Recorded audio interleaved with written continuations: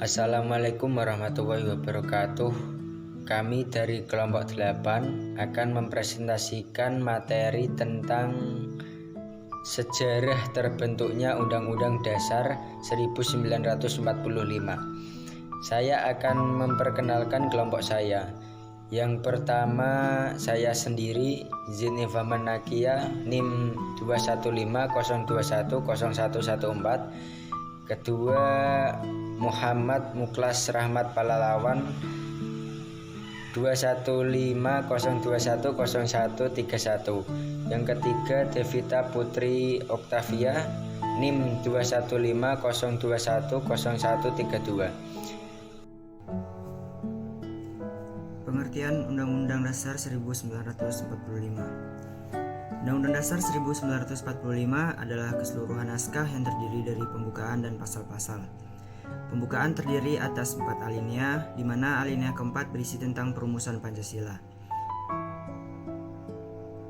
Sedangkan menurut Fahrizal, dalam penjelasan umum, Undang-Undang Dasar 1945 dinyatakan bahwa Undang-Undang Dasar suatu negara ialah hanya sebagian dari hukumnya dasar negara itu. Undang-Undang Dasar ialah hukum dasar yang tertulis, sedangkan di sampingnya Undang-Undang Dasar itu berlaku juga hukum dasar yang tidak tertulis, ialah aturan-aturan hukum atau aturan-aturan dasar yang timbul dan terpelihara dalam praktek penyelenggaraan negara meskipun tidak tertulis. Dengan demikian dapat kita simpulkan bahwa kata Undang-Undang Dasar menurut Undang-Undang Dasar 1945 memiliki artian yang lebih sempit ketimbang pengertian hukum dasar. Karena yang dimaksud Undang-Undang Dasar adalah hukum yang tertulis, sedangkan hukum dasar juga mencakup hukum yang tidak tertulis. Setiap sesuatu yang dibuat pasti memiliki fungsi, begitupun dengan undang-undang.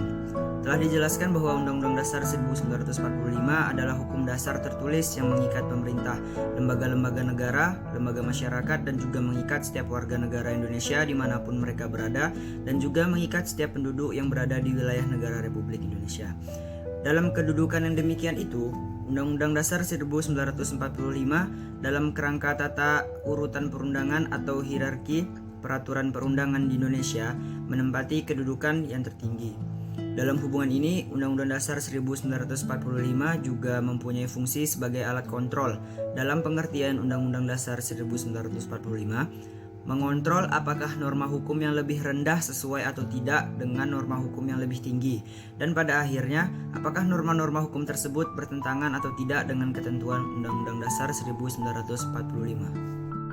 Sejarah perumusan dan penetapan Undang-Undang Dasar 1945.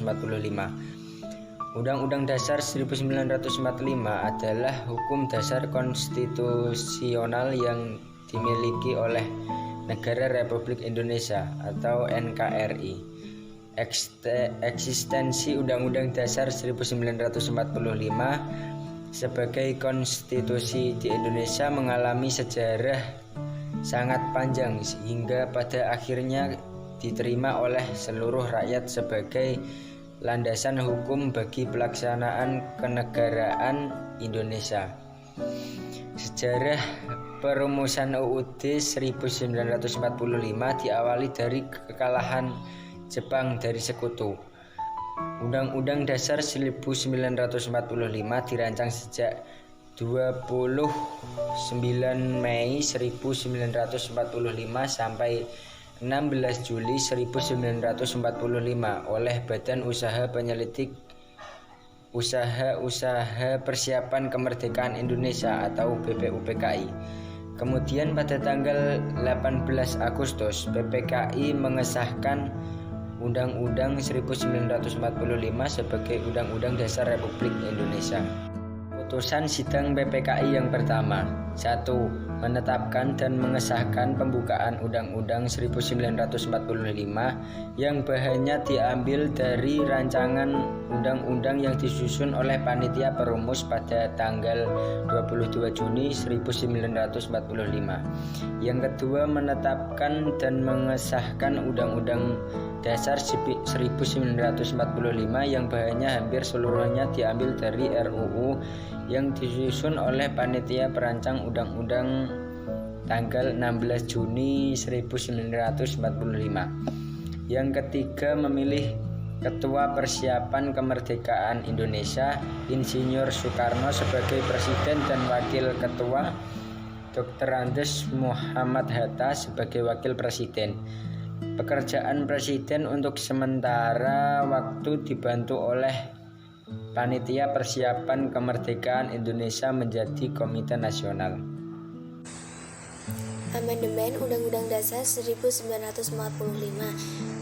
Pada saat Undang-Undang Dasar 1945 diamandemen, terdapat kesepakatan, yaitu tidak mengubah pembukaan Undang-Undang Dasar 1945, akan tetapi mempertahankan susunan kenegaraan kesatuan atau NKRI.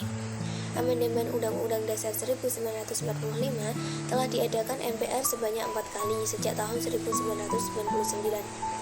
Hasil amandemennya yang pertama yaitu pada sidang umum MPR tahun 1999 tanggal 14 sampai 21 Oktober meliputi 9 pasal dan 16 ayat.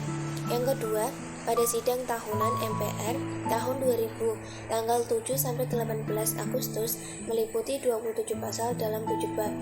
Yang ketiga pada sidang tahunan MPR tahun 2001 tanggal 1 sampai 9 November meliputi 23 pasal dalam 7 bab.